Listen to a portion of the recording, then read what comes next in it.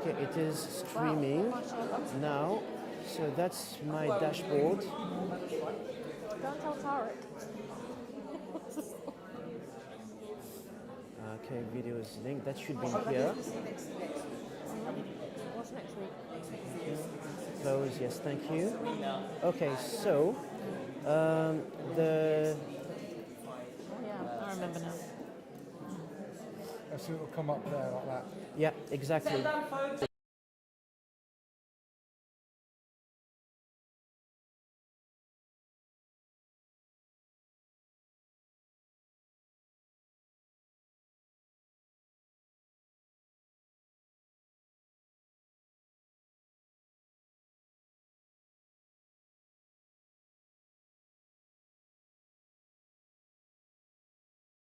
I think maybe.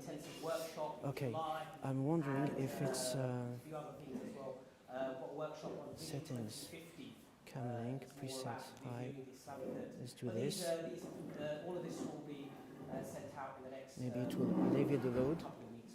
So what's happening is, so today is really, alhamdulillah, thank you for everyone. if it stops, if you see the image freezing, just unplug, replug.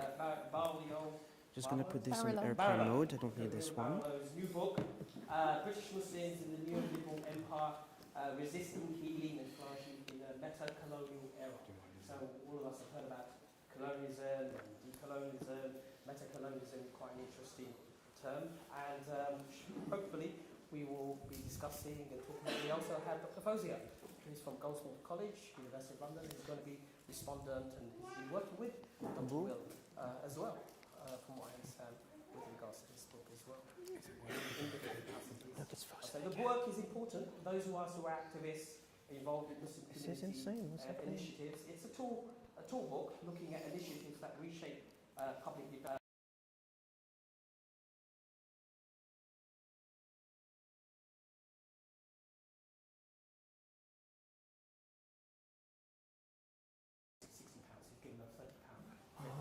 It stops the recording. So yeah, so do watch out for the next courses and seminars. We have another important. So I'm recording on camera. Here, but for some reason this.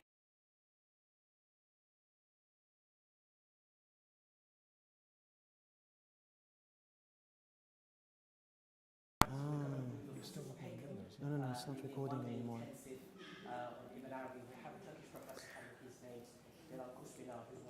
Okay. Most important thing is the streaming. Oh, that's a shame. It means I cannot record at the same time.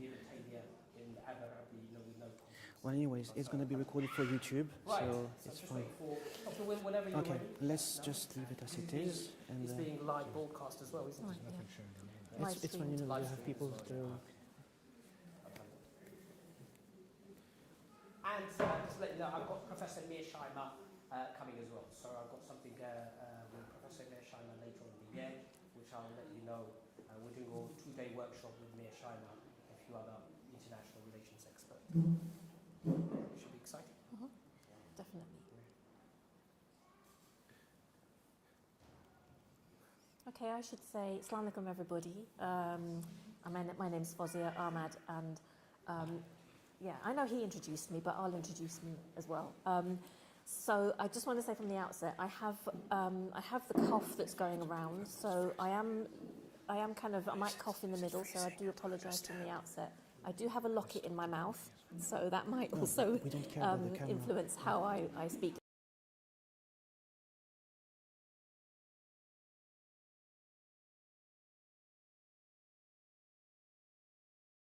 To make sure that doesn't happen.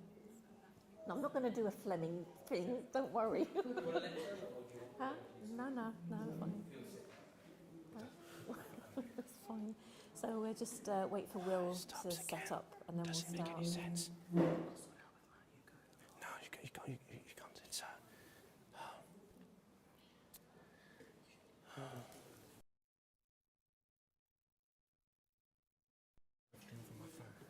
No.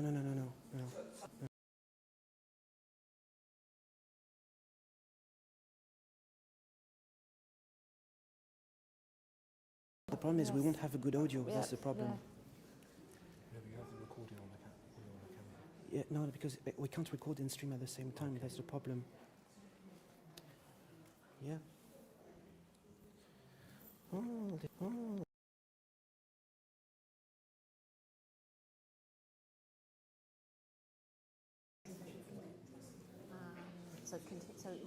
So we'll kind of talk for another Okay. 5 Keep minutes. an eye on the feed and okay. Or yeah. So we start. So until about 7:15 or so. So 45 minutes. Okay. Ready?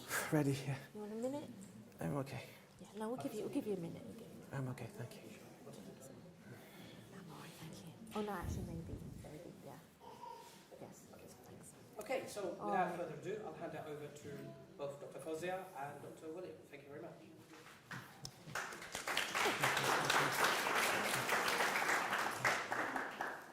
Okay, Assalamu alaikum again, everyone, and welcome to this evening's book launch and discussion with my friend Dr. William Barlow. And it's just lovely to see so many people here, and I think it's a testament to how the title and the kind of anticipated themes of this book maybe speak to many of you, and you're interested in hearing a lot more. And as Mizan was saying, it's a very intriguing title, and I think it just covers so much. I mean, I've known Will for quite a few years now, and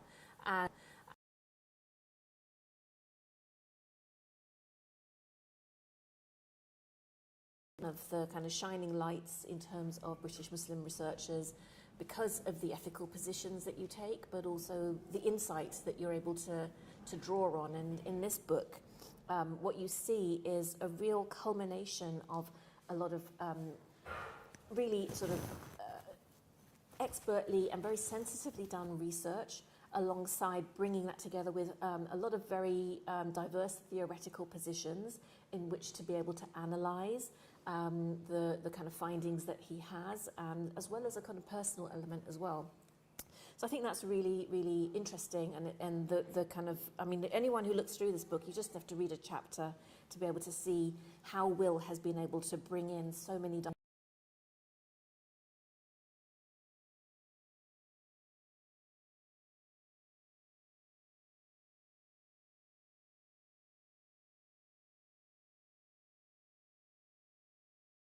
British Muslims and in the neoliberal empire, and he's subtitled it "Resisting, Healing and Flourishing in the Metacolonial Era," and I think that's very much a kind of accurate description of what the book of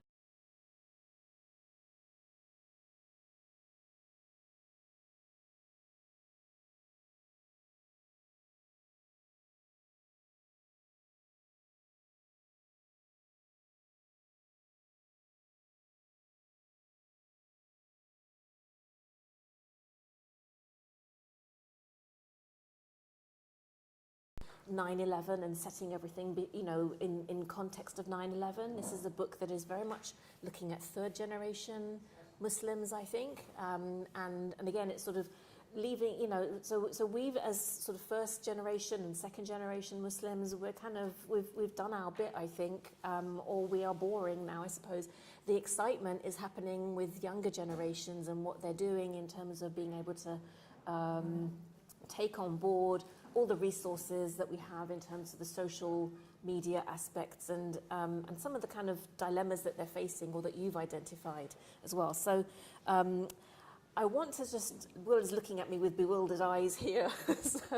I don't know if I'm kind of accurately summarising this, but I have to say I was one of the reviewers for the book in the proposal stages and then in the final stages. So I've been part of this journey in some shape or form for quite a while. So I think one of the other things that's really interesting and very unique about this book is that it doesn't come on its own. It's not a standalone text. It's a text that should be read and alongside a number of, thank you so much. Okay, it's a text that, I can't see, it's a text that's read, that should be read alongside a number of YouTube videos that Will has. Will has a YouTube channel, and pretty much every few days now you're posting something about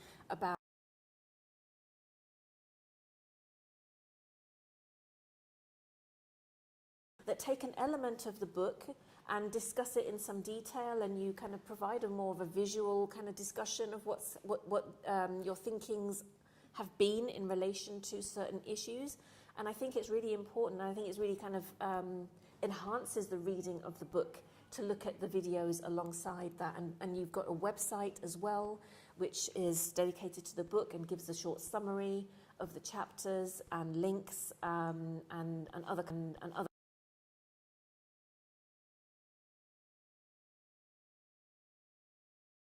methodology of the book, which we will say something a bit more.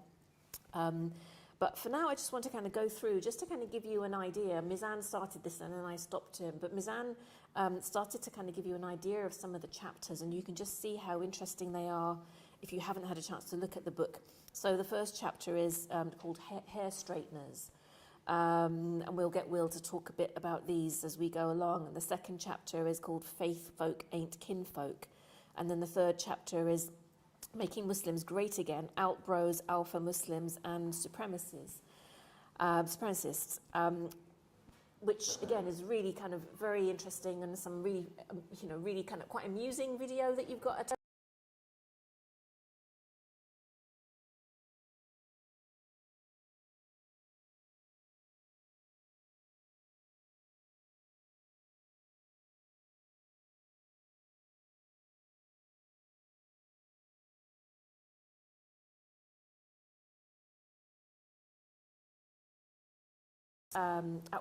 At the kind of amazing work that younger Muslims are doing in terms of environmental issues, but also the different ways in which they are working together. So we are moving beyond the kind of take me to your leader sort of models that older generation Muslims adopted, and looking at this notion of stewardship, which we will be, hopefully we'll talk a bit more about. And then chapter 6 is called Praying Alone, Collapse and Revival of the Muslim Community. Again, a very now phenomena, something about isolation as Muslims, but also questioning what is British Muslim Islam. So some who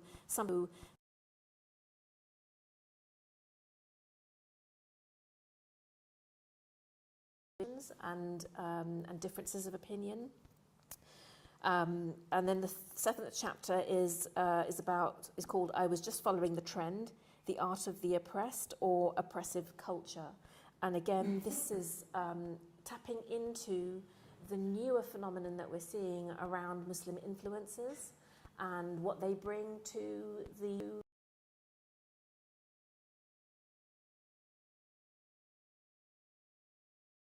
and all the sorts of contradictions and dilemmas that they face or that they pose for us, and also why they seem to be tapping into certain things. So the commodification of Islam in some ways is quite relevant there. And then the final chapter, which I think is kind of really brings together everything that Will has been researching, is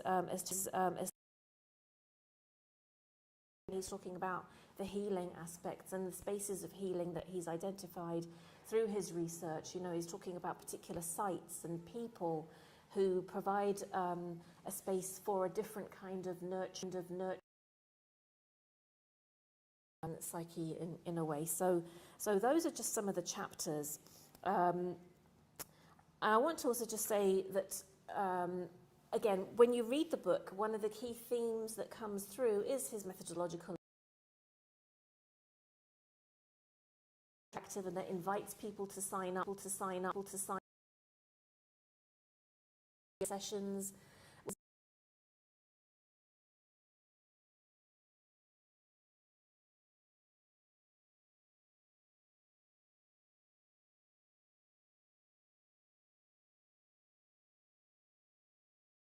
And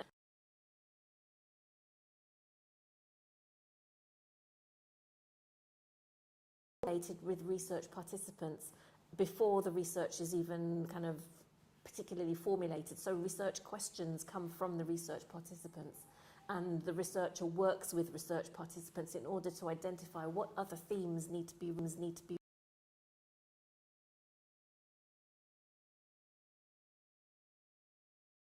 an action research perspective, is the giving back to the community. And this is very much what your website is about. It's about giving something back, not owning the book and walking off the way very many academics do when we have a book launch, you know, and then kind of put it on our CV. It's about making the book accessible and as interactive as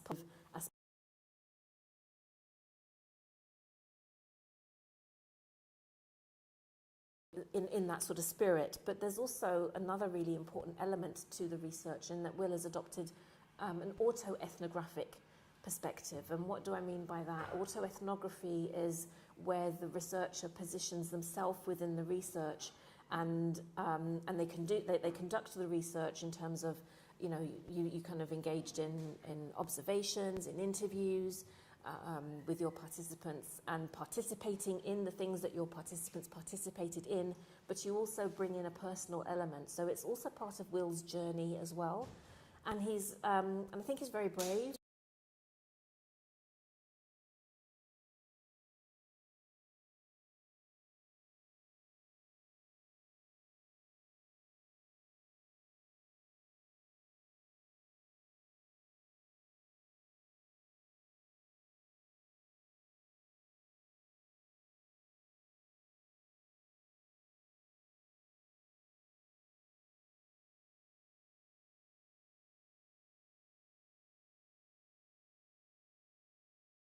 For the book.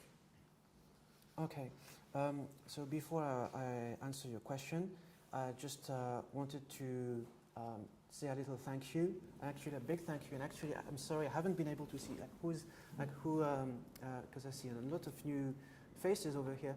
By any chance, did anyone come here because of YouTube? It works! Incredible.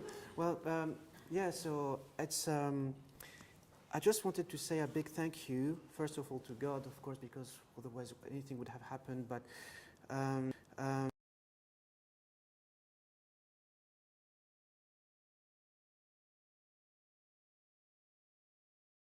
give us the time anymore.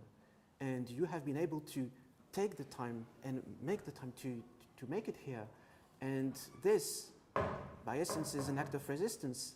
So thank you. And also, I'm really touched to see so many of my friends in the same room, something I couldn't have imagined just 7 years ago, because as some of you may know,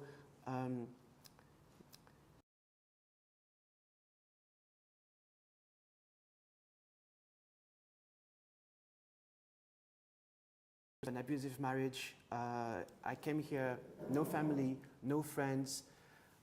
Some people who I trusted the most treated me horribly. I lost jobs, became homeless, squatted a house for 2 years. And now it's like I open my eyes and I see this room with like so many of my friends. Now I have Jav, my wife, and I have baby Maria. The words are not enough for me to express my gratitude. It's just amazing.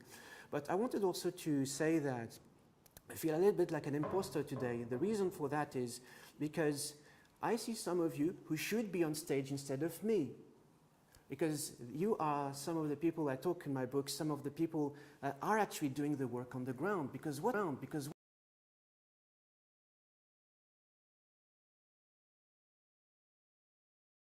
sharing them, but like you guys are the people who do the work on the ground. And I think I feel really indebted towards you, because I truly believe that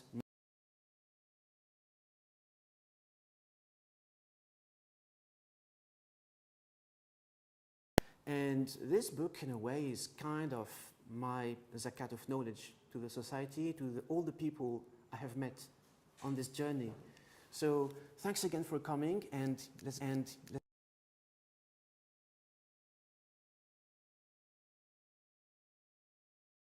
journey, coming to the UK and exploring the world of Muslim organizations and seeing what the government does, what the media does with Muslims.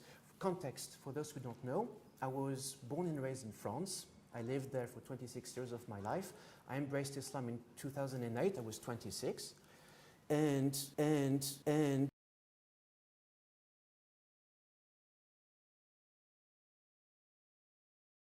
the treatment of Muslims in France, in the media, in the government, how it compares with the UK, but also dive into the many paradoxes of our beautiful communities. Because something I've learned along the way is, as the title of my chapter 2 says, faithfolk and kinfolk. While I had a wonderful experience in France, and I had literally, I could say I had a family outside of my blood family, because people in France are just like that. I think my theory is because of Islamophobia. It does something to people, and you have to stick together. But here I've learned through trial and error that not everyone who says is Muslim is going to necessarily be your friend or support you. And we've seen, extreme of these examples with the likes of Sajid Javid or Zia Yusuf, the chair of Reform UK.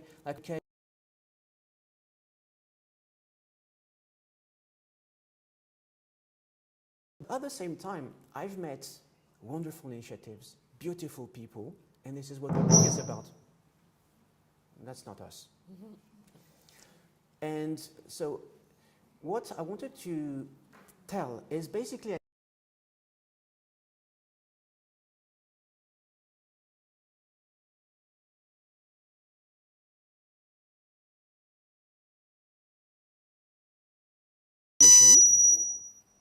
ouch, that hurts. Yeah. Decolonization, but what does it mean in practice? Like if we were to do it with our own hands, what does it look like? So, and a lot of research since 9/11 has been done to understand what harms us, how the systems in the society are oppressing people. A lot of work has been done, whether it is in academia, whether it is in community centers. I think even in the future, I'm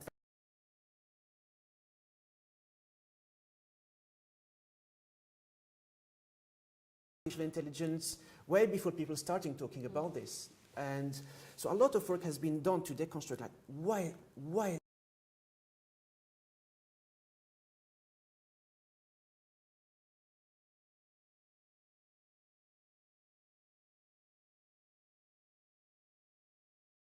what I wanted the book to be about. I think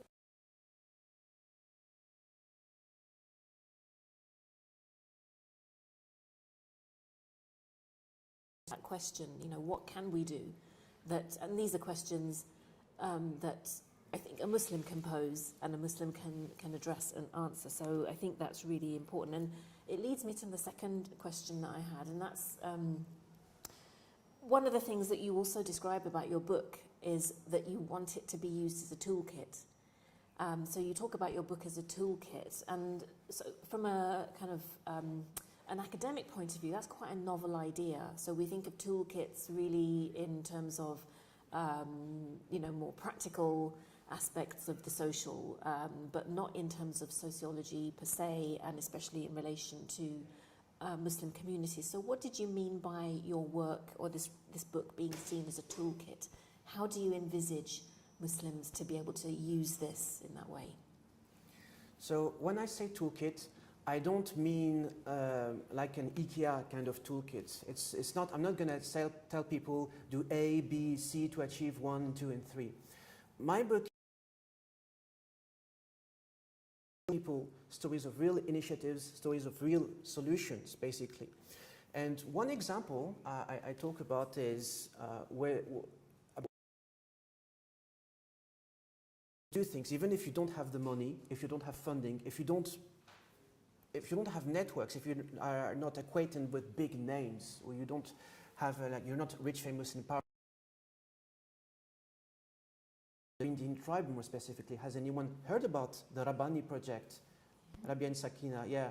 So this is a really striking example, because let's go back in time. 2010, Rabia graduates from Westminster University.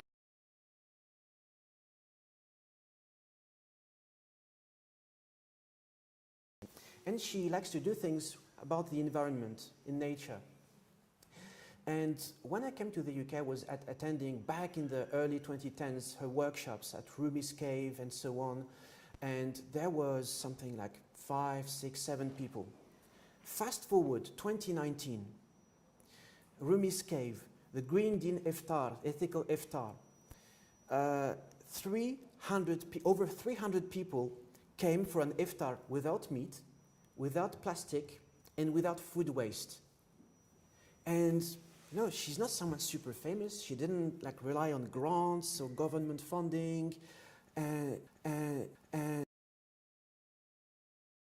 this in chapter 5, if I'm not mistaken, there's a charity that was founded around 2010, so similar time started, and which got lots of funding, which got paid members of staff, offices, grants, lots of funding, and the goal was kind of the same. It was about raising awareness about the environment and convincing mosques to adopt eco-friendly measures. Fast forward 2020, the pandemic, the funding dries out, the charity closes down. So, and I like to, for example, compare these two initiatives, that it's not necessarily because you have the money.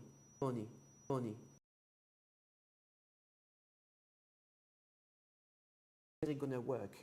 What Rabia did, I explain this in details in the book, is just very organic. Family, friends who believed in the cause, and now it's to the point where you have people from all over Europe and actually all over the globe who are queuing for attending the retreats. And I just find this beautiful. I mean, that's the chapter in your book about the green, what was it called? Green Dean.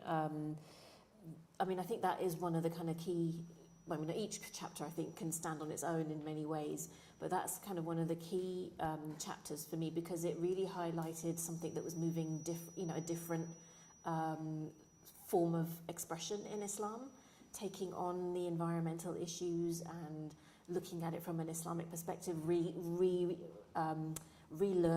the Islamic ethical, environmental perspectives and engaging with those issues and bringing it to a Muslim sort of parish in a way, or a Muslim kind of audience. And I think that was, again, one of the things that was really interesting in that chapter. I think I had something that I highlighted there, but it's just the kind of work that Rumi's Cave has done in terms of nurturing these kinds of initiatives within a safe space, and also the important point you mentioned, very often without government funding. Because I think, again, one of the kind of maybe the mistakes we've made as a community is to think that everything needs to be funded and it needs to come from, and we need to kind of run to government for funding, without realising that the hand that feeds you can often bite you as well, and there's a penalty that comes with that. So these initiatives have maintained their independence by not relying on government funding, which I think is really important and really interesting. I mean, I think that kind of also highlights a different way of managing projects as well, which is kind of another key theme that you have introduced in your research, and that's this notion of stewardship, which when I first read this, I thought, this is quite novel. What do you mean by stewardship? Where is this coming from? Who is describing it as stewardship? Is it coming from the respondents? Is it something that you, through your observations, have determined, this is a term, what does stewardship mean in terms of Muslim mobilizations now? Yeah. Talking about stewardship, Khilafah or stewardship, this is similar for people, yeah. So, which originally comes from the Quran, that God has put the human being as a Khalifa, as a steward. That is the main accepted translation of the earth and the whole of the creation. So not only humans, not only plants, animals, rocks, everything.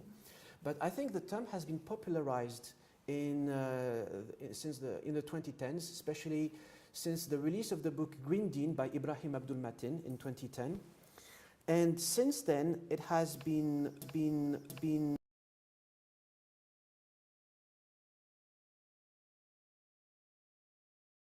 of being a steward of the earth. And since then, the term has acquired a wider meaning, which is support and care in general.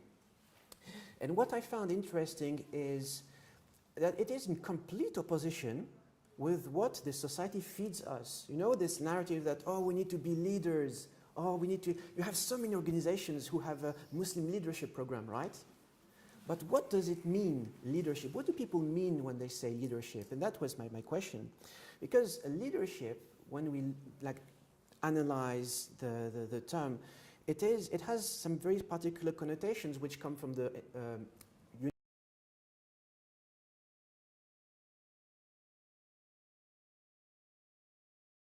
figure of the army commander, the figure of the president. But what does it mean? These are people who are presented as isolated figures, first of all. And what do? They provoke change, fair enough, but how? Through domination, control. How do you acquire the status of a leader? It is always through your qualifications, it can be through your wealth, it can be through your career. It's always about ruled out candidates, crushed enemies, like it's a very belligerent vocabulary. And what does the steward do? Let's look at the prophets throughout history. What was their strategy? One of the greatest strengths of the prophets was not to defeat enemies. It was to turn some of the fiercest opponents into allies. I mean, that was mind-blowing, when I started reading about it. And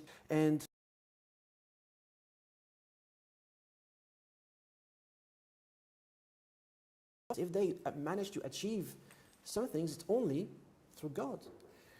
So the first thing is there is a dimension of humility in stewardship, but also in terms of practice.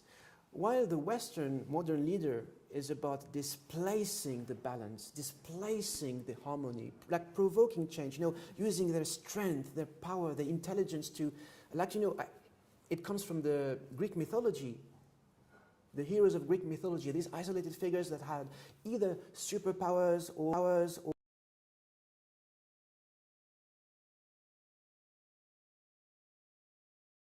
it's in our tradition.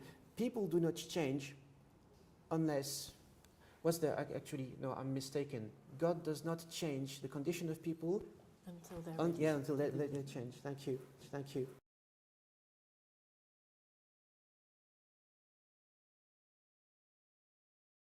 And this dimension, is the dimension of care. And we are in a society where it's shameful to be of service.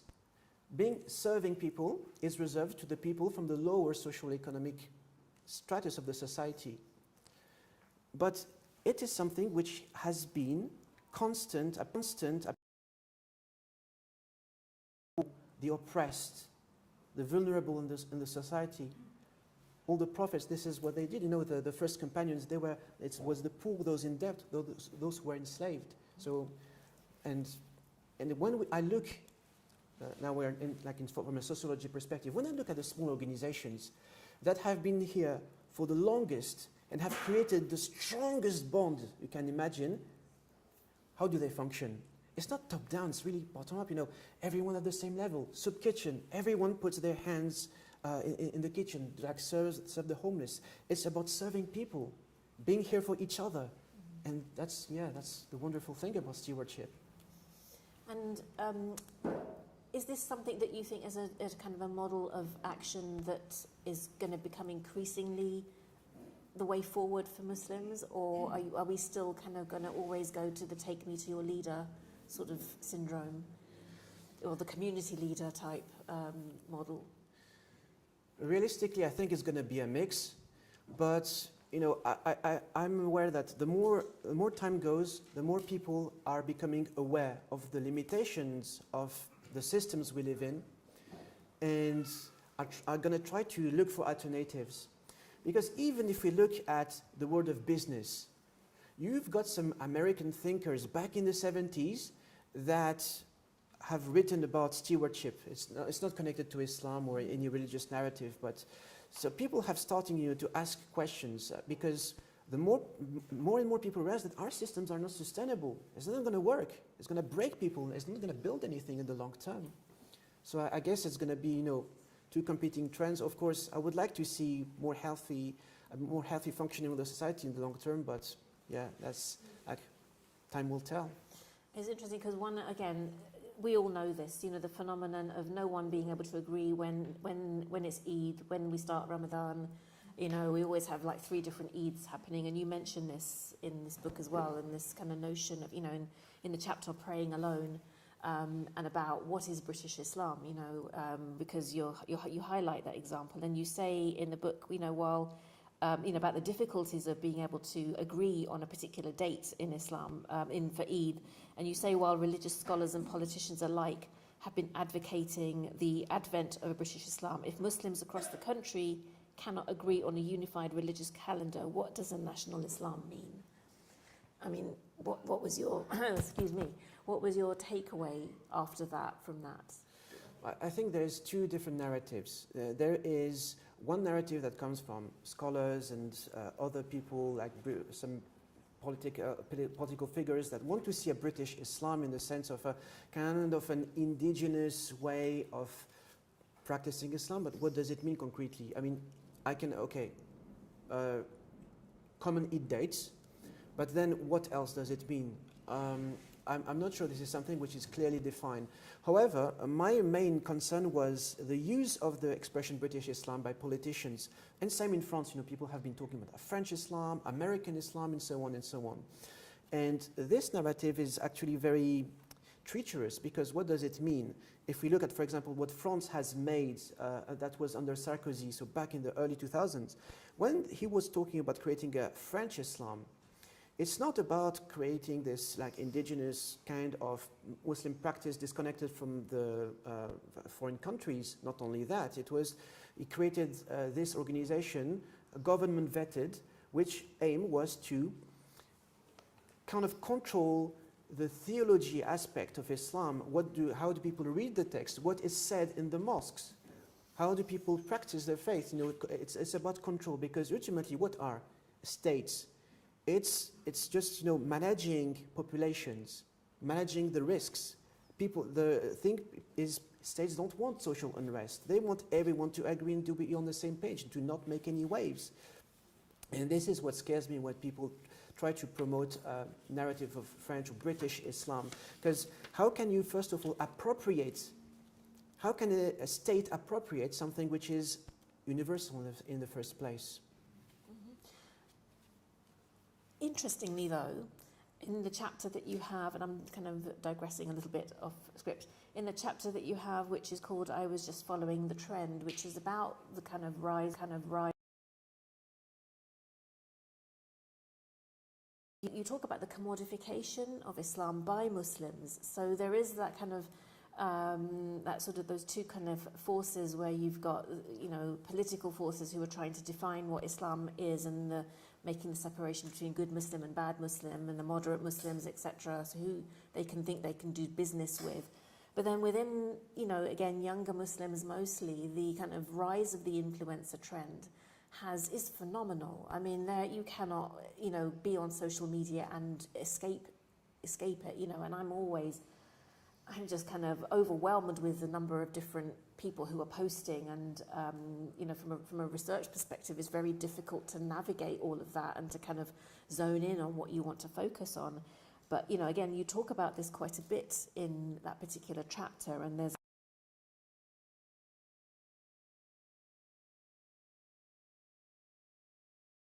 a bit further while we're talking about this. What did you kind of mean by that, and what were your observations of the influencers that you've spoken to?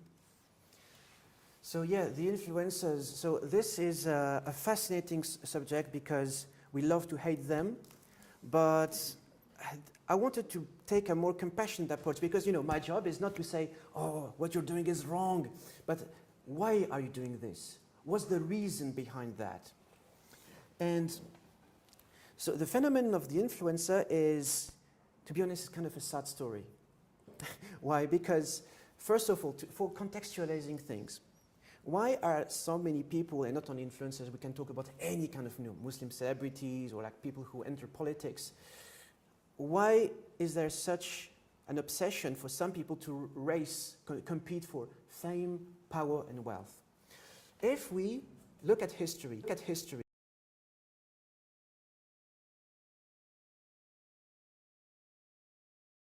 who have been deprived for so many centuries of resources, their culture have been robbed, people have stolen from them, that's colonization, the Atlantic slave trade. more things. Then there is the trauma of displacement, partition for some, arriving in a country where people have now to face racism, Islamophobia, on repeat daily. People who have been deprived of financial stability, media visibility, political representation. So what does it do when people like Margaret Thatcher in the 80s say that, well, you know, you can transcend the barriers of racism if you become rich, famous, or powerful? So I understand when people see one atom of hope of gaining financial stability, or like visibility, representation, people are gonna, what are they gonna do? They're gonna fight for it. And I think this is what is happening. So among the influencers I've interviewed is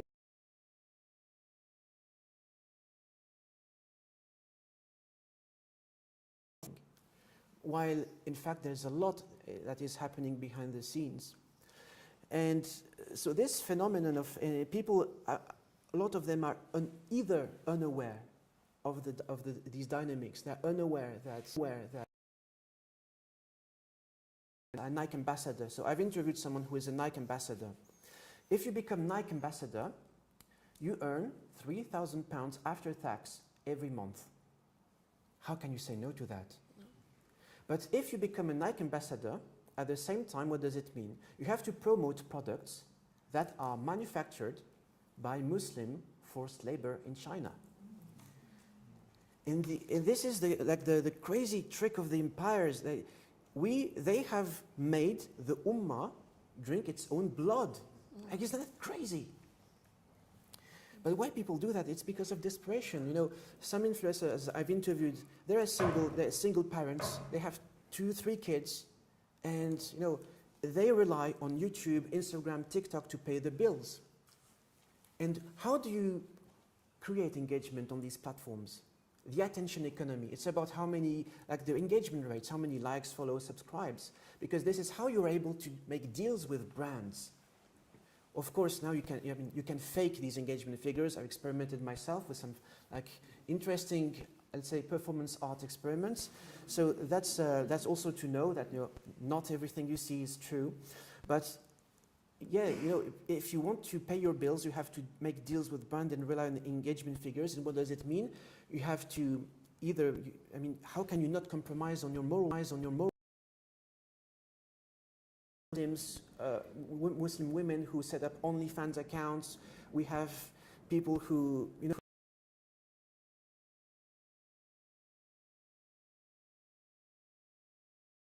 don't see any way out.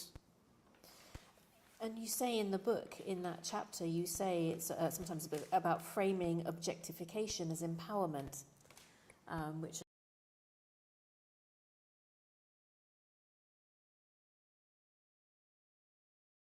of that, and including some stories of people who have ceased becoming influencers, who kind of had their heyday and then have sort of maybe felt burnt by it as well. So, I mean, where do you see this going? Do you think this is something, it's kind of linked in with notions of individualism as well, so the individualized society that we have become.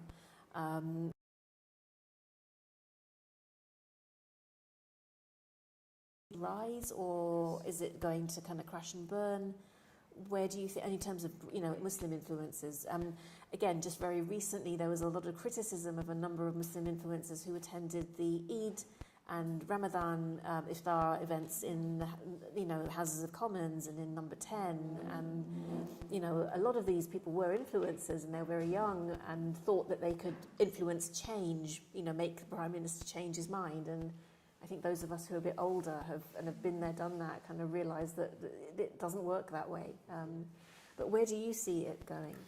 I think as long as people are in a scarcity mindset, this is something that's going to still remain, because people want to get out of the conditions we're in. And this is the narrative served by neoliberalism, this narrative, you know, the free markets, and the narrative that you can make it if you become rich, famous, and powerful, and you work hard enough. But you know the saying, if all the immigrants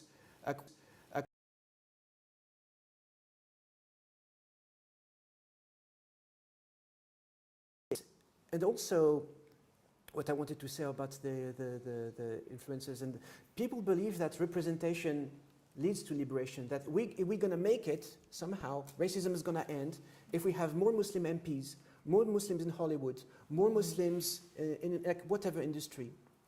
And there's actually an interesting study that has been published a few years ago about Mo Salah apparently reducing Islamophobic crimes in Liverpool. That's really nice. But did Mo Salah stop the English riots recently? Or if we look at France, you know how France won the World Cup in 1998. So I was 12 at the time. And there was a huge buzz about multicultural France, you know.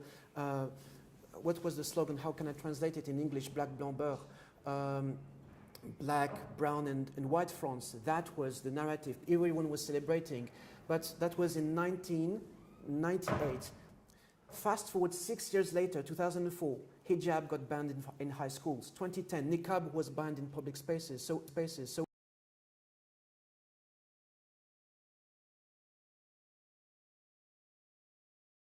after that. I think, yeah, that's a really interesting thing to keep an eye on, I think, as well. I mentioned at the beginning, in the introduction, that you adopted an auto-ethnographic approach. And just kind of moving on from that, it was really interesting how that sort of approach, you know, you kind of bringing your own personal sense of, you know, of history to the research questions and to the research participants manifests itself in each of the chapters that you spoke about. But I think specifically in two chapters, the one on outbros and the alpha males and the kind of phenomenon of the Dawa boys and things like that, but also in another chapter where you talk about these accessing secret, elite, secret private Muslim clubs. And you talk about how these elite groups, because you were talking about power, you talk about how these elite groups of Muslims, rather than challenging social inequalities that Muslim communities experience, they actually act to maintain the status quo in exchange for maintaining their exclusive privileged status. So again, that's something that sounded really intriguing, and I wondered if you could say a little bit about that. I mean, people can read about it in the book, but I wondered if you could give us a little bit of a summary of what you found and what your findings were in that regard. Yeah, I think for that question, we need to also maybe talk about the concept of metacolonialism. Maybe we should have done this at the beginning, actually. Because we can do it now. Yeah, yeah. I think it's a good opportunity.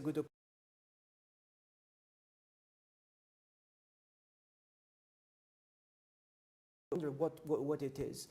So to make it very simple, has any one of you had to change the way they speak, the way they look, the way they behave, to fit in whether it is at uni, the workplace, or among a group of people? And if so, and also, maybe you have had to compromise on some of your moral standards, your political opinions. If you had to compromise on these things, you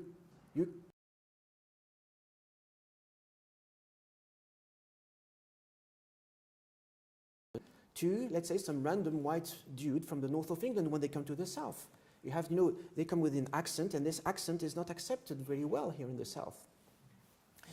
So, metacolonialism is, let me read my notes, because I wanted to say a few things specifically, so let me not forget, because I'm getting a bit tired. It's a lot of energy, you know, to talk like this in front of an audience. So the concept of metacolonialism argues that every one of us is being colonized in a way or another, whether it is the mind, the body, and the soul. And what is interesting, it is not a colonization that is enforced by the law, but it is something that is very, very, very strongly suggested in all the social structures we navigate, whether it is work, uni, you know, whatever. And how is it happening? An obvious example. We can't talk about colonization without mentioning Palestine. It is not only a colonization that happens on the land, but it is a colonization that has an impact on every one of us. What happens if you talk about Palestine nowadays? Some people may lose their job. Some people may have the police knocking at their doors. In other countries, you can lose your visa. You can get deported just for opposing the killing of innocent civilians. Isn't that crazy? And this is one way where, like, pushes people to conform, you know, to being silent, not making any waves. And we have to compromise on our moral standards, that because some people have just so much to lose, and they're afraid of losing the little they have, and this is what pushes people to conform. And this is the same process that, on the extreme of the spectrum, makes some people internalize Islamophobia, internalize Zionism, for example. And in a nutshell, what happens when people internalize these oppressive narratives? We come to a situation where the people who were historically oppressed become the oppressors. So if you have read a little bit of post-colonial literature, which argue there's no such thing as post-colonialism, people back in the days like Fanon, Memmi, they made a clear distinction between colonizer and colonized. Now, there's no more distinction. Everyone can become an oppressor in a way or another, and people who were historically oppressors can also be oppressed. And this is, you know, the term actually has been coined by Hussein Boulan, a psychologist who has founded the Frantz Fanon University in Hargeisa in Somaliland. And so he made this observation through the mental health care system in Sudan, and how it was disconnected from the people because it's completely Eurocentric. So he argues that from an occupation of lands, we have entered the times of the colonization of the minds and the beings. Like every single part of our identity is becoming colonized. And we are talking about, you were talking about my methodology. And, you know, the first example I had at hand is myself. I am a child of metacolonialism. My parents are Polish. Why did they give me an English name? William. Why they didn't teach me Polish when I was a kid? I had to learn later in life. That was because they were scared of the far-right parties in France. They wanted me and my sister to blend completely. They wanted us not to be bullied at school. And this is why they have completely erased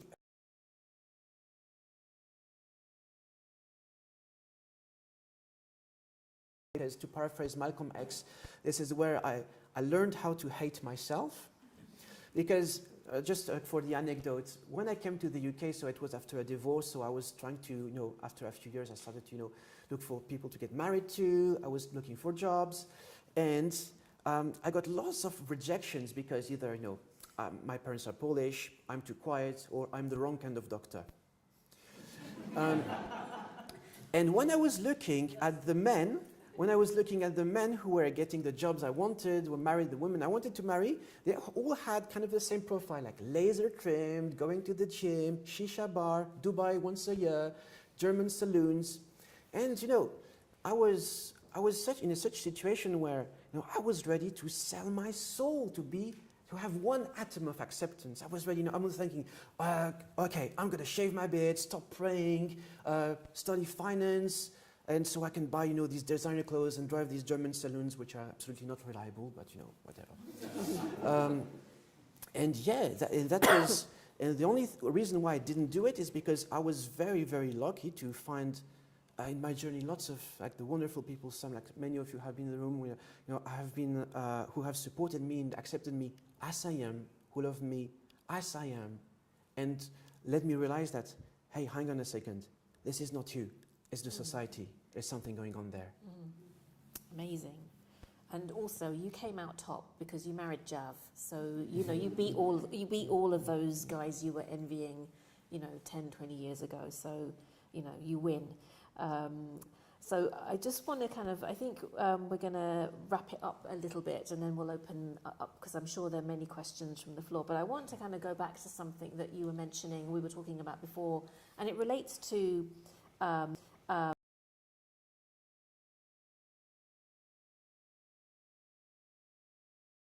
it doesn't necessarily lead to liberation, and then also the consumer culture that is so apparent within the influencer culture.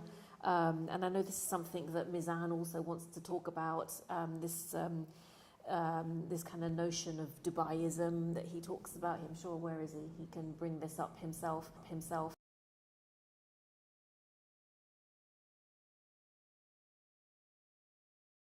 and also displaying it, the public display of wealth.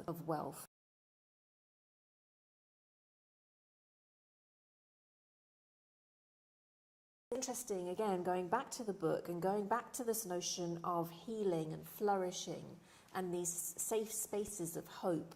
How can we make sense of these kind of very competing forces, this disconnect between these sort of third generation Muslims in the West seeking, on the one hand, Islamic revivals, going back to sources and becoming very organic and rooted in nature, with the rapid commercialization of the Muslim and the Arab world, you know, and the things that we're seeing in Saudi, the changes that are happening in Saudi, for instance, in order to become appealing to the West and be seen as progressive. You know, they're kind of losing, you know, they're kind of compromising Islam in order to appeal to a Western mindset. I mean, J-Lo was in concert just at the weekend.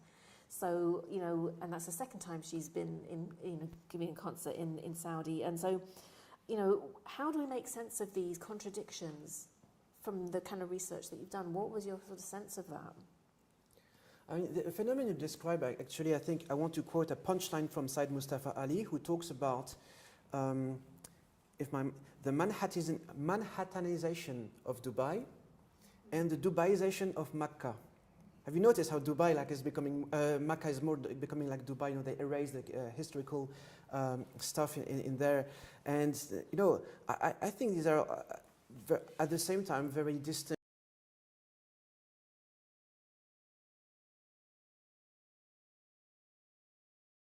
You know, trying to attract people, and people fall into these traps without realizing that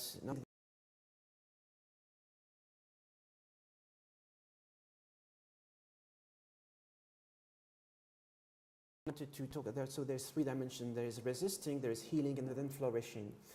I think the first action of resistance is the most important, because we live in a society that I was mentioning doesn't give us the time to just stop, reflect, and realize that even if it doesn't seem like it, we do have power to some extent.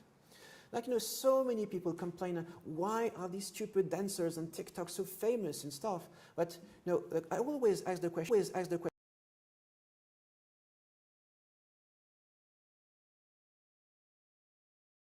first place.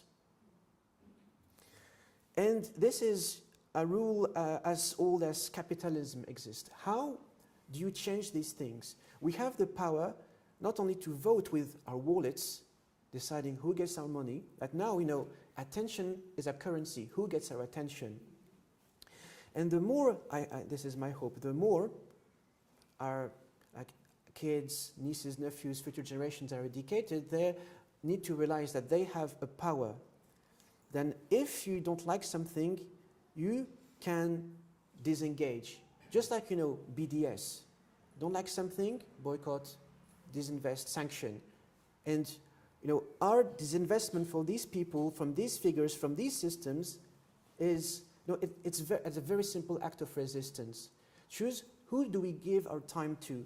Who do we give our attention to? And the second thing is, because we are in a society that breaks us, like literally, it's just, whether we go, you know, in all social economic circles,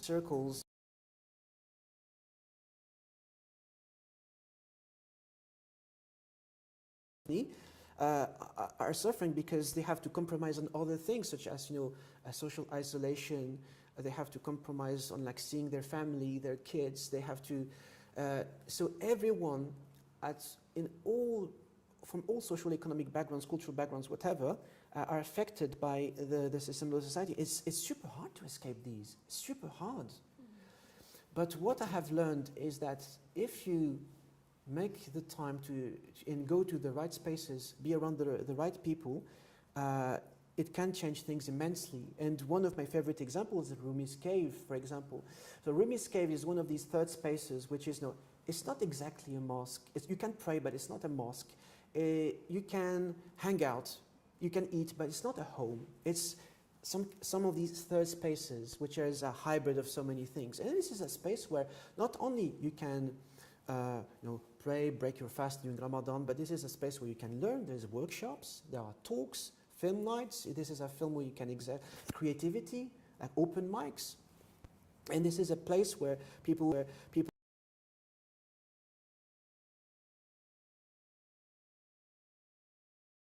get elders, you can have young kids over there. And to me, this is one great example of what a decolonial space is, because this is at the opposite of what the society tells us, being together, spirituality, conviviality.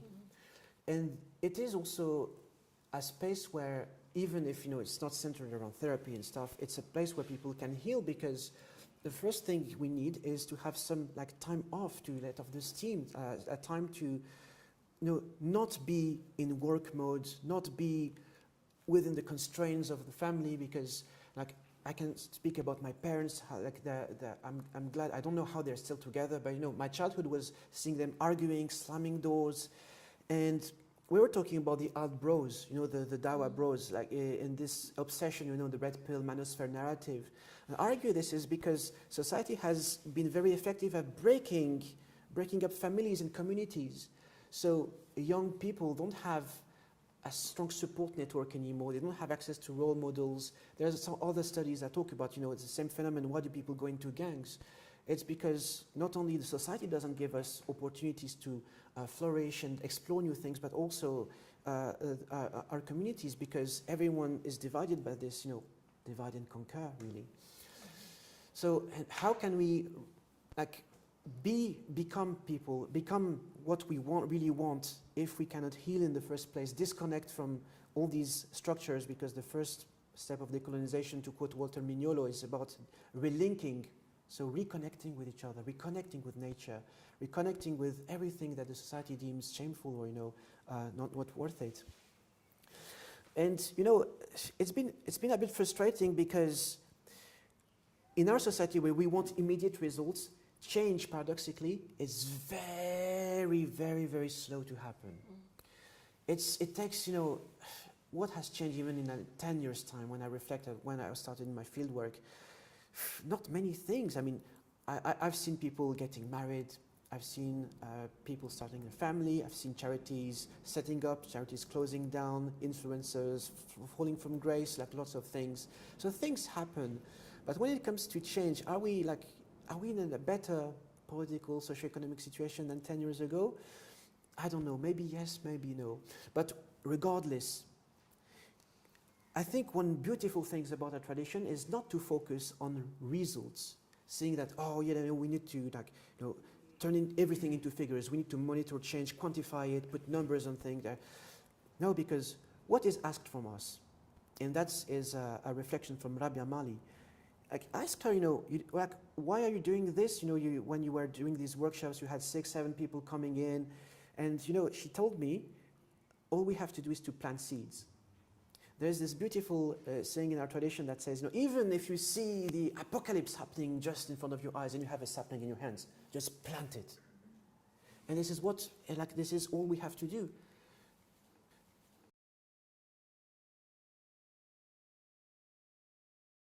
Only God decides. We are only here to transmit the message, and whatever people do with the message, that's with them. That's not in our control. And in a way, this book is just a seed. I'm not expecting. I'm really shocked, to see we have a full room here at AlManar, and I would have been happy if we had only 5, 6, 7 people, to be honest. So alhamdulillah. But regardless, all we can do is to plant seeds. And this book, in a way, is again a seed, and we'll see what it becomes in the future. I would love to end on that, but I wanted to also ask another question, which I think was really important. Again, another key theme in the book, and that is about the alt bros. Yeah. Because, and again, I suppose it links to what you're talking about, because you highlight how there is an absence of support networks, and our organisations, our traditional organisations, for instance, mosques, have let down a certain group in our community, or groups in our community, and their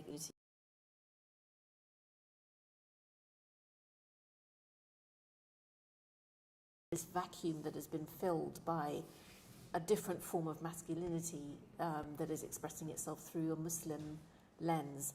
And, you know, again,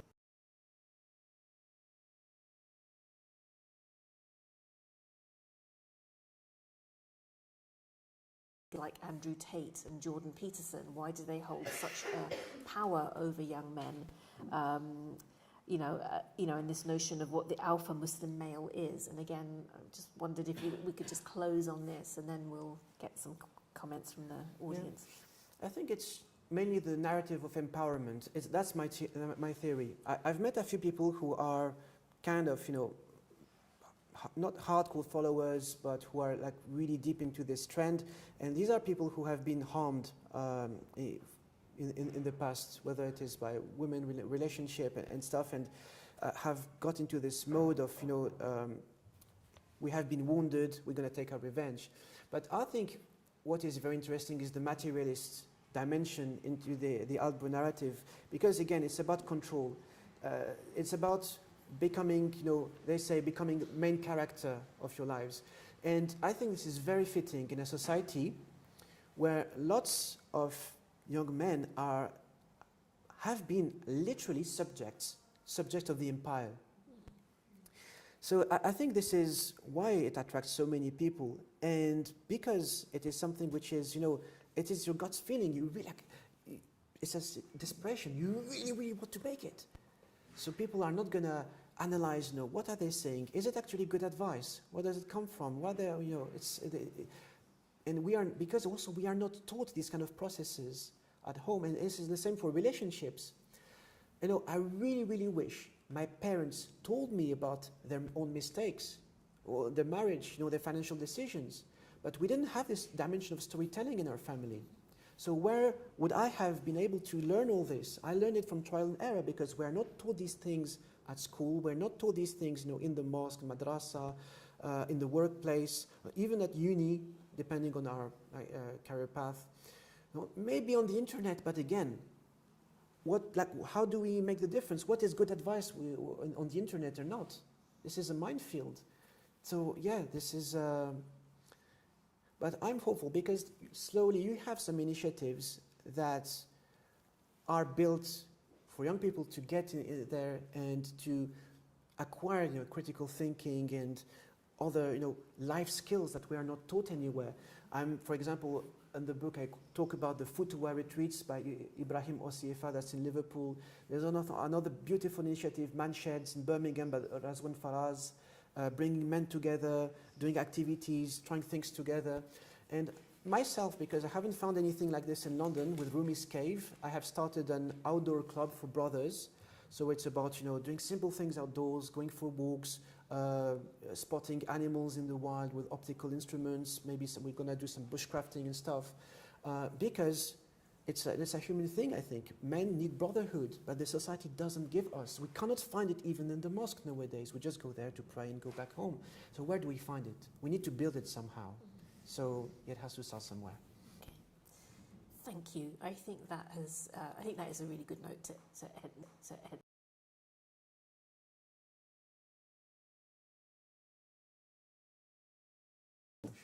Straight away. What time is so it? do we start? Is that yes? Thank you. Walaikum Salam. I tried to talk a bit loud because I know.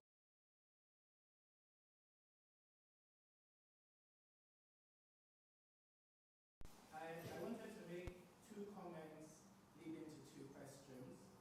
So the first one of the things you're talking about is, and it's been talked about for a long time, what is British Islam? But the British are very great consumers of culture, as a people. And so that's why they love Indian food, etc. They travel very long, travel from the empire, etc. And the Muslim community here is made up of communities from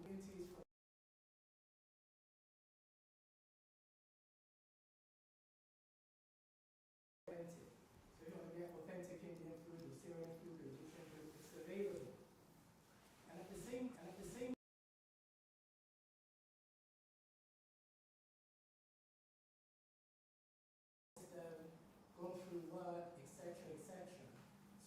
question is,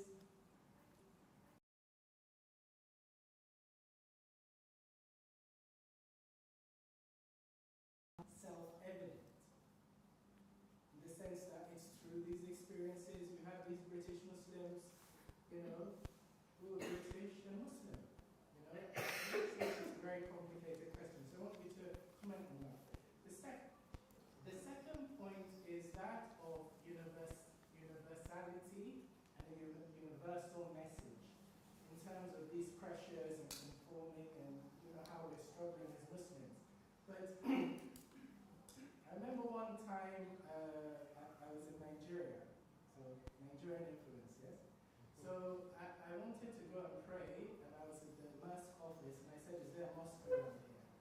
And they said, oh, Muhammad, please take this gentleman to the mosque. Yes, Muhammad goes to pray. So as I'm walking with Muhammad, I said, well, how long have you been in Lagos?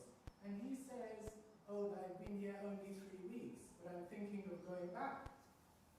I said, but are you from the north, where there are no opportunities? So you obviously come here to work because there are no opportunities where you live. Why would you think of going back? And if you went back, what would you do? And he said that since I came here, the people don't like me going to pray in the mosque. Muslims here, you know, they don't go to the mosque as well.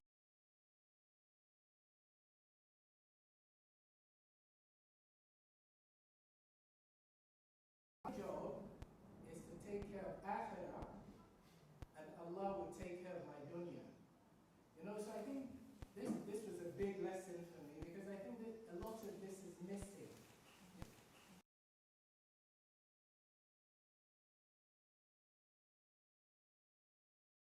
This is how we will attain akhirah, and some of this confusion might disappear. So for instance, if you read the Quran, you know, you have to pray. The more you read the Quran, it encourages you in certain ways.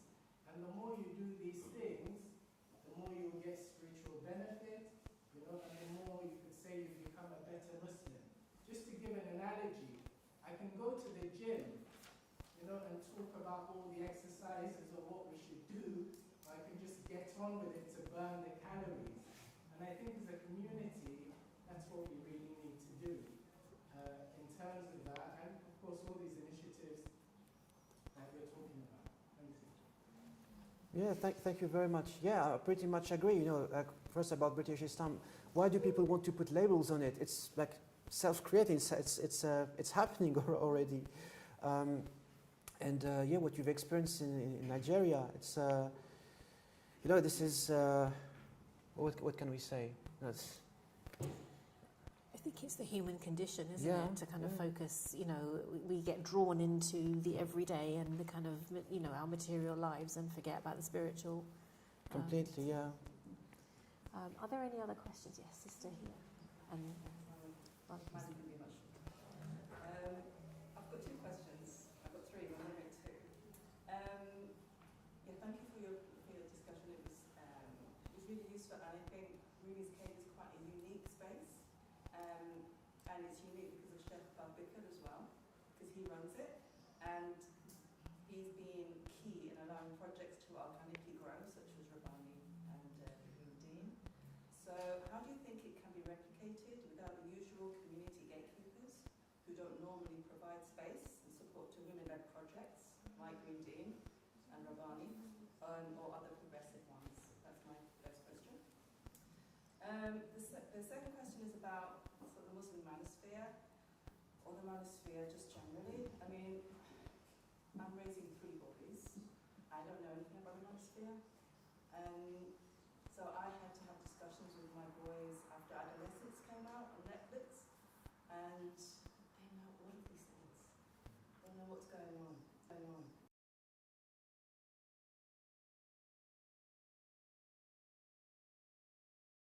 Are you planning to create guidance for Muslim parents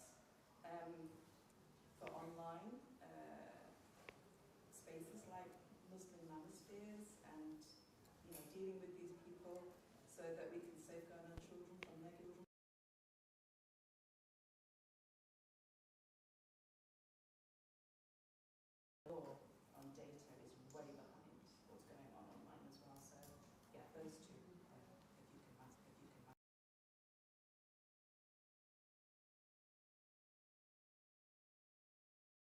been pivotal in them able to run workshops, for example, but a lot of the retreats is something they organize in other spaces. So and I think this is a path that has been followed by other grassroots initiatives.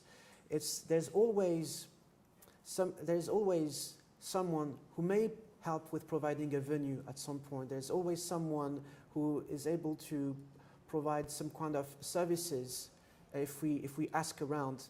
I'm a bit dragging along on that thing, but I was trying to organize a revert circle in my area where I live in Surrey, and the way I've tried to do it is, just publicize and meet up, Eventbrite, and this kind of things, to try to gather people organically. Because if I look at how Rabia did, a lot of it is, first through the people in her family, then her close friends, and then it's word of mouth. Friends, they have friends who are interested, and they come when there's something happening. And a little bit through social media as well. People share organically as well. There's no need for marketing. And I think this is something that can be replicated. It's going to take a very long time, because for Rabia it took like a number of years. It is very slow, but if I think about also, Manchester, Razwan Faraz in Birmingham, this is something that also is happening. It's very, very slow. There's not many people, but it's happening. And the key, I think, is to be just organic, rely on face-to-face conversations of our closest friends. How can we do something together? And even if at the beginning there's maybe one or two people that come, it's better than zero. And maybe it's going to be this for a few months. And maybe after there's going to be a fourth person, a fifth, a sixth. It's very slow. That's very frustrating. But I believe this is what creates the most solid bonds, people who have journeyed with you for all that time. For raising kids, so as a new parent myself, but I'm parent to a daughter, so haven't asked too many of my questions, but it raises some other questions when it comes to gender relations as well. But I think it is, if no one in the society, we don't have any figures of authority or mainstream organizations talking about these things, or we don't acquire the skills like critical thinking at schools or otherwise, like someone has to give them to the kids. And I'm thinking, for my daughter, how I'm gonna raise her, this is like gonna be I'm expecting to be 100% my job. I don't expect the school or the mosque or the madrasa to teach her anything about this. It's sad. Perhaps we'll get to that point in the future, but I guess it's only about like having conversations, and because one of the things all parents tell me is that kids, they eventually do whatever they want. We can talk to them, but it doesn't go into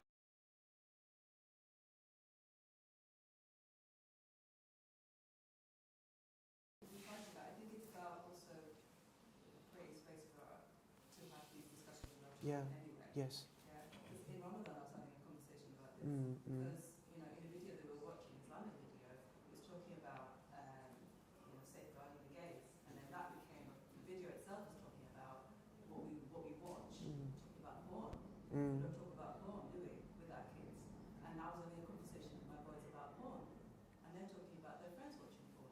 Muslims, Muslim kids watching porn. So we need to have these conversations. We can't leave them to the teachers alone in PSHE and those kind of lessons. We need to have these discussions. But we also, as parents, we need guidance on how to navigate these spaces online and how to safeguard our children in a way. We have these discussions in a way that we're informed. Yeah. Okay, so I had three people. So the brother was first. You got two. Okay. And then Sister Sarah. Yes, Ishan. Sorry, it's my wife's cousin's husband. So we love Ishan. Hello, Ishan. Assalamu alaikum. The second one is from someone called Nobody Knows. So the first one is, I think the red pill movement is dangerous, however, it taps into an important feeling that needs to be addressed with a healthy alternative. Are there any ideas that can be implemented to support? Yeah, so for this, I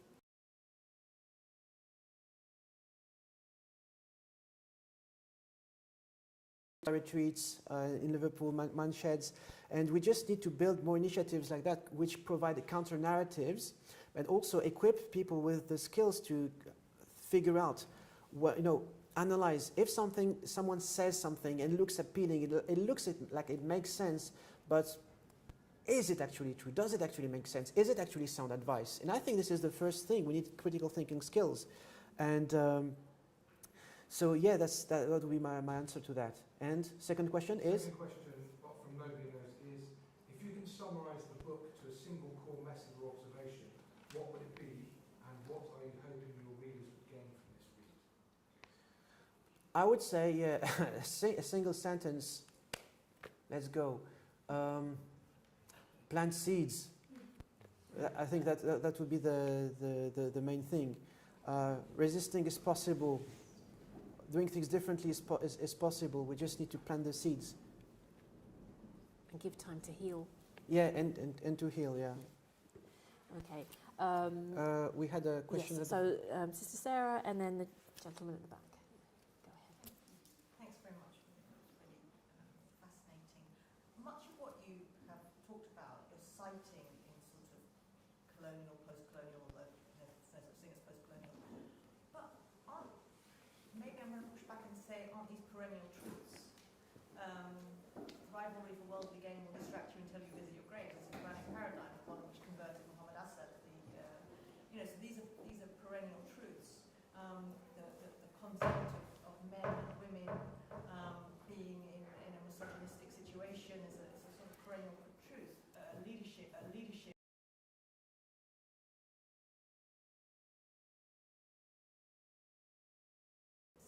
Specific to the 21st century. When we talk about critical thinking, one of my concerns is a sort of, I believe, is an existential threat is AI, but yet we kind of.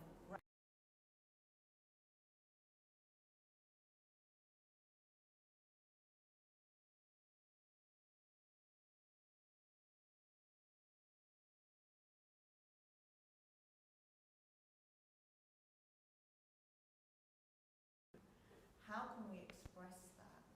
And just in relation to flourishing, the Prophet ﷺ came as a mercy unto mankind.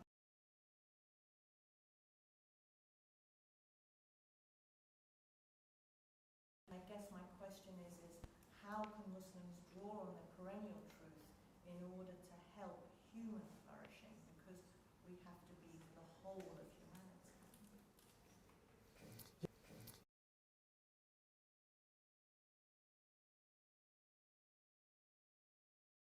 Reflection on that, but all the problems of colonialism, misogyny and stuff, this is, if I may use the expression, the original sin of arrogance, back when God created Adam, Iblis, the first thing he said is, I'm superior. And this is, Dustin Crone argued that this is this problem of ego that explains that, colonialism thinks that we are thinking we are superior to nature, we can dominate nature, we can destroy nature because we are the superior, racism and everything. And I completely agree that we have been sent here not to be of service only to Muslims, but to everyone. But I think the main challenge is, how can I put it? Because there's many factors. I was tempted to say it's a cultural one, and I want to reflect on my own experience because when I embraced Islam, my first thought was, yeah, I'm going to serve the Ummah. I'm going to work for Muslim charities. I'm going to work only for Muslims, and that was.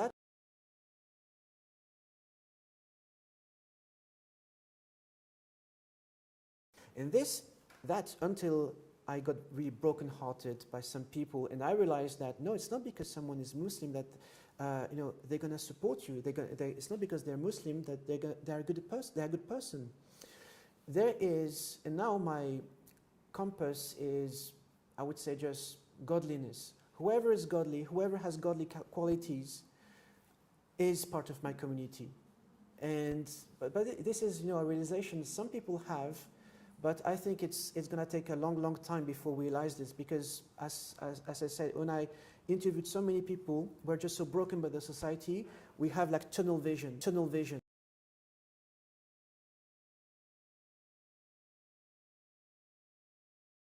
Beyond the mosque, beyond the family. But I want to remain hopeful, because this is something I see lots of young people realizing slowly. So it's getting there. I want to be hopeful. Thank you. And brother here, and then after him, the brother at the back. Yeah,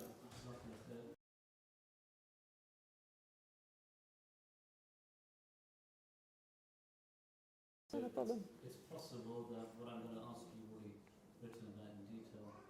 I think the title is talking about Muslims in the neoliberal empire, and I wonder whether you talk actually about neoliberal Islam in the book, right? Because the two things in my mind may be a little bit different, right? So do you discuss that? Do you also, in your research, have you looked at how Muslim scholars and leaders co-opt influences, right? And they leverage the neoliberalism almost to further their Islamic agendas. And in doing so, have they corrupted the faith, in your opinion? Right? I suppose I'll leave it at that. Yeah, I think it's a bit of an oxymoron to talk about neoliberal Islam, because it's completely opposite. When I talk about neoliberalism, to put it things simply, I talk about this economic system that was designed in the late 40s, 50s, the free market, absence of regulation, that has become part of our life ethic in our modern society, which is culture of competition, things like the self-made man, everyone for themselves. Everything can be monetized. That's neoliberalism in a nutshell. And I think, what is happening, I'm not sure who do you mean by Muslim leaders, because if we talk about, countries that are like heavily relying on trying to develop tourism, I'm thinking, Egypt, Pakistan, Saudi Arabia, Turkey, they have banked on influencers a lot in the past years, to the point where, I don't know if you've noticed, you have this like trend of Muslim converts that suddenly get millions of views for their shahada, and automatically they get all expense paid trips to Saudi, Turkey, Egypt, Pakistan, like all of a coincidence. So I find it interesting. And I think, it is,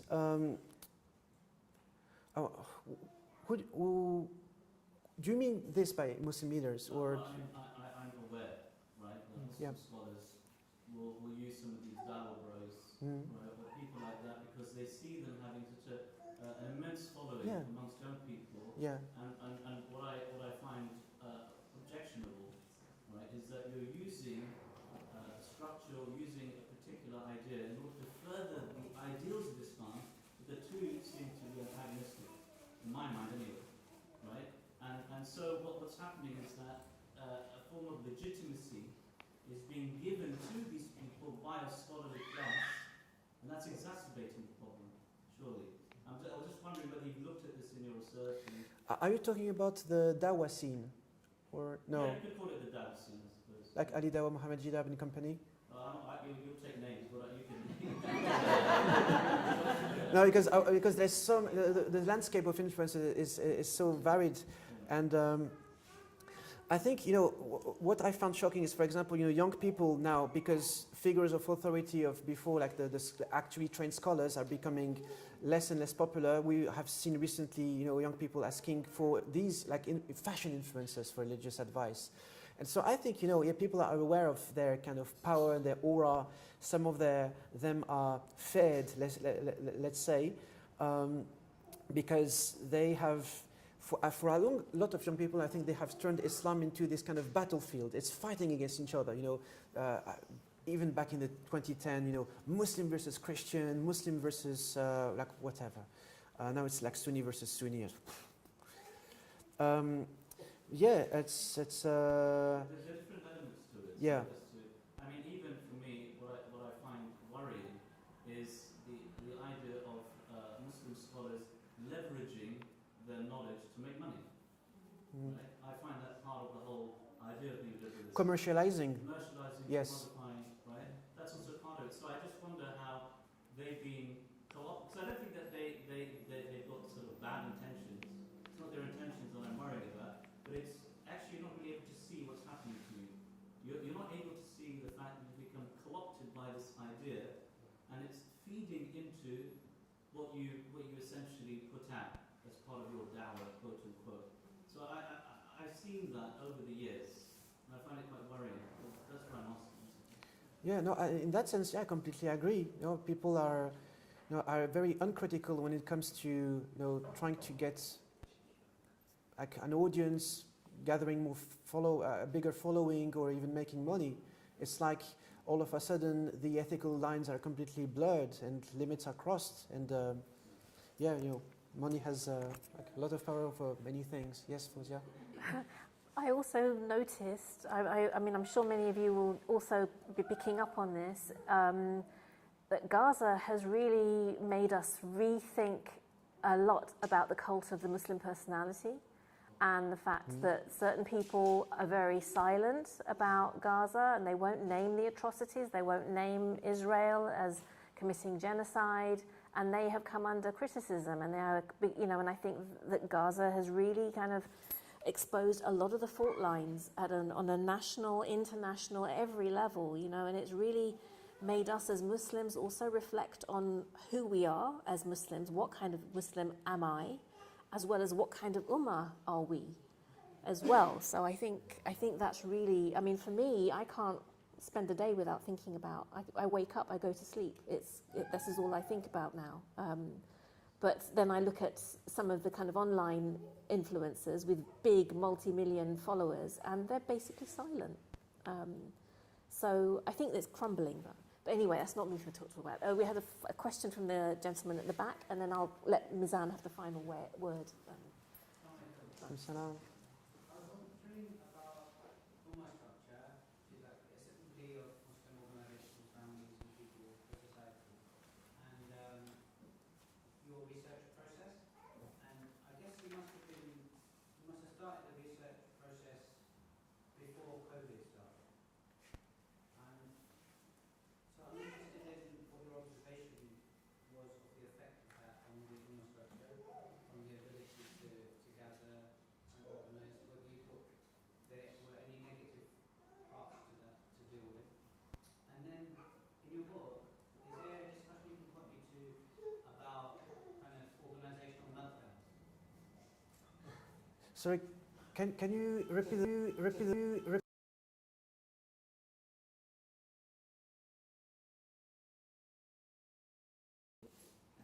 maybe the dividedness, the outgrowthing might have something to do with that. And also, when organizations fall apart, these things come up. Have you seen much of that in your research and conversations? Yeah. However, I don't think, you know, I can give a quick answer to this, because there's many effects we can talk about. There's many variables. So, you know, COVID, for example, of course, it has put strain on many organizations. Some have closed down during COVID. I don't know if it's like an immediate causation, if it was because of COVID or because of an accumulation of the factors. It has put strains on personal relationships. It has strengthened some others, because, you know, there's just too many variables. People, like, there is, yeah, such a huge diversity of experiences. And same for, you know, organization collapse. And it can be for many reasons. It can be because there is a key figure in the organization that has left. It's because the funding ran out. It could be because of state pressure or some other things. So I touched upon this, select examples in my book, but again, they're not representative of, I don't think there is a trend really we can draw. There's many different factors. Okay.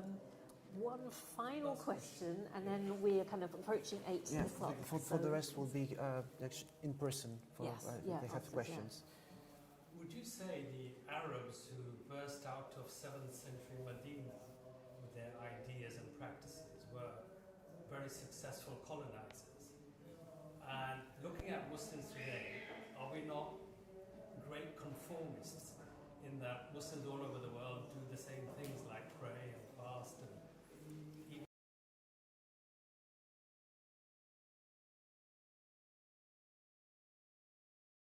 According to your definition, what is a colonizer? And were they not, with their ideas and practices, did they not colonize so many people and so many minds, even to this day? The thing is, colonization, from my perspective, supposes something done by force, something done without the consent of the people for the aim of exploitation. So is this something, this is what you're talking about? Because I don't feel I'm being forced.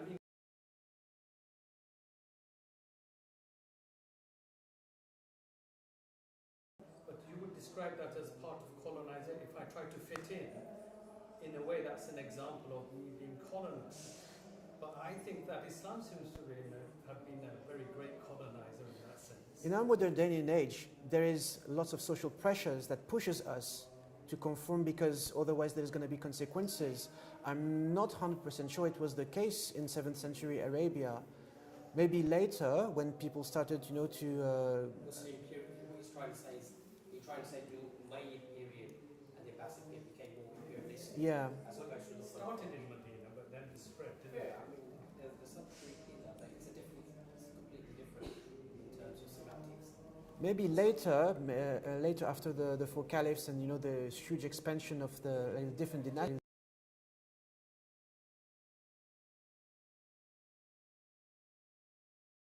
We can call it a close for today's session. Thank you so much for your diligent listening and for some excellent questions. And I'm sure many of you will want to continue the conversation with Will as we break now. And just thank you all, and I hope you enjoyed the conversation.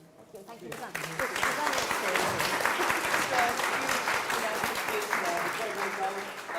I know we talked about one of the solutions. One of the best solutions is endowment, al-khas. So traditionally speaking, whenever in the Western world, one of the best anecdotes to neoliberalism, as opposed to the Maulana Chanda industrial complex we have at the moment, to neoliberalism, to Dow or whatever it is online, support endowment projects. So the more we can support endowments like at the AlManar, wherever you are, they've got some soup kitchen projects, whatever projects, got a building next door, which needs support. So I've got a PDQ, whatever donation you can do, that'd be great. We have the course in 2 weeks' time. Sorry, you talked about how to engage, how to get people who are on the same spirituality or holistic path or sort of idea. There's a great person in our tradition called Ibn Arabi. Ibn Arabi is a great, and we're studying a text called the Fusus al-Hikam. If you're interested in that, anyone interested in that, it's a one-day course, an intensive course. We have a professor from Turkey, Bilal Kushmina.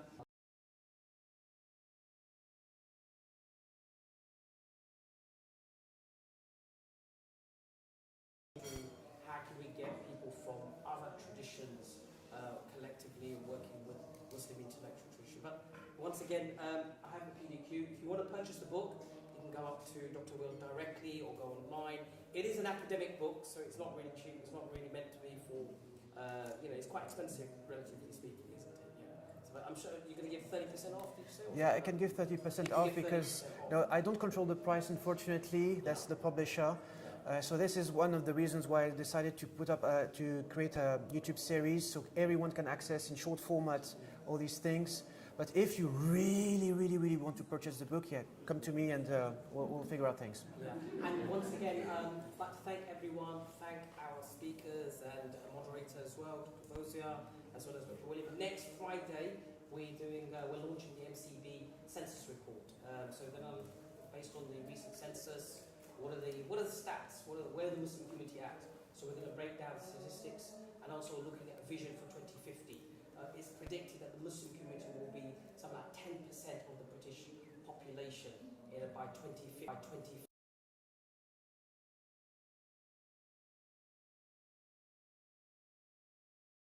10 million, that'll be on steroids. So the reality is, next Friday should be an interesting. It's data approach, data driven, and hopefully that should be quite interesting. So So thank you very much. Maghrib's in about 10 minutes. Yeah. I think. Mizan, can I mention Yeah, this, the Gaza? Oh yes, so there's a project that Dr. Fawzi is involved with. It's like a soup kitchen for Yes, Gazans. so obviously with the blockade and no aid coming in,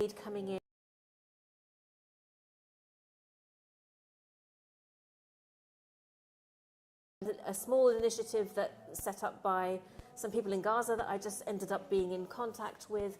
At the moment they're trying to provide water, and they need desperate donations to be able to buy water trucks, and also buy food, buy whatever food is available, so they can cook a hot meal and distribute that. They have videos online if you want details of this and how you can support it, which I would urge you to do. I'm trying so hard to get people to donate, but no one seems to be donating, and it's called the Muhammad Project, and if you want details, perhaps the best thing is that Mizan will kind of circulate the details around. But they desperately need. I don't have any skin in the project. It's just that it's touched my heart, and they're always asking me if I can help with donations and if I can ask people, and I'm asking, but no one's kind of giving. I'm also running one for a lady from there. Okay. Okay, so that's great. But, like I say, that's the only solution that they have at the moment, is to kind of try and help themselves, but no one is helping them. And I think it's because we're Gaza fatigue, as you said, but, we need to do something. So thank you. Thank you very much, everyone. Thank you. Donation, please. I've got the PDQ, whatever you can give in any way, that would be great. We'll just need some. Great, well done. Awesome. Mashallah. What do you mean? What did you expect that many? What the hell did you do? No, I'm academic somewhere, aren't you? I was at Goldsmiths. Oh, right, yes, no, I was at Goldsmiths. Thank you so much for organising it. I've been made redundant from them, but I still have a bursary We should role. call you William Yusuf instead of Hamza Yusuf. I was a senior lecturer in sociology at Goldsmiths. Fawzia, I'm sorry, I'm going to take the microphone. Thank you.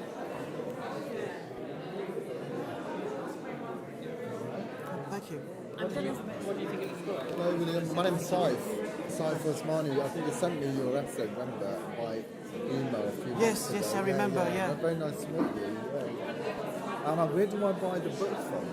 My question. So, Yeah. I've got, where's my phone? Oh, it's on the table.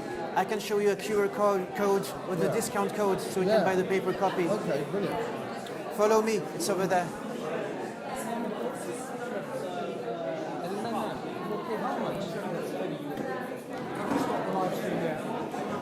I thought I didn't want to touch it just in case. No, thank you so much. I must have had to disconnect and reconnect that about 1,000 times. Wow.